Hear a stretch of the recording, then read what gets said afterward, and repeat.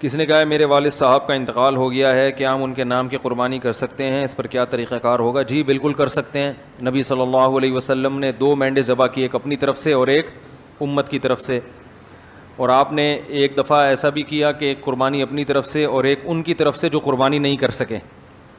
تو اس لیے پتہ چلتا ہے کہ قربانی کسی دوسرے کی طرف سے بھی کی جا سکتی ہے. تو آپ نے مرحوم والدین کے لیے کر سکتے ہیں، صرف ابا سے کر لیں، صرف اماں کے لیے کر لیں، دونوں کے لیے کر لیں، کوئی حرج نہیں ہے.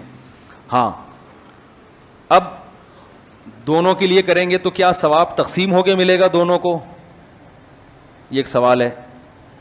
بھائی سمجھ میں آ رہا ہے؟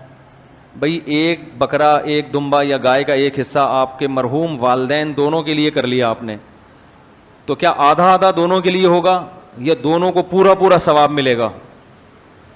اس میں علماء کی 2 رائے ہیں، کیونکہ اس کے بارے میں قرآن و سنت خاموش ہیں. صحیح ہے نا؟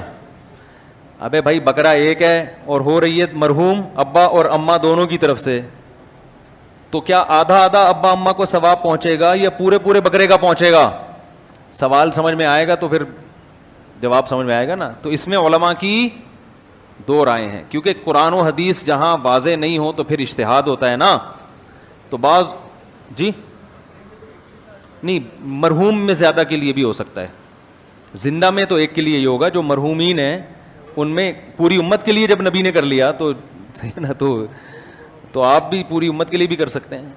اصل میں ہوتا وہ آپ ہی کی طرف سے ہے، تو آپ چونکہ ایک ہیں تو آپ ایک ہی بکرا کریں گے، لیکن اس کا ثواب پہنچایا جاتا ہے زیادہ لوگوں کو. تو وہ 2 کے لیے بھی ہو سکتا ہے، 10 کے لیے بھی ہو سکتا ہے، پوری امت کے لیے بھی ہو سکتا ہے، وہ زندوں کے لیے بھی ہو سکتا ہے، لیکن وہ ہوگا پھر آپ کے لیے.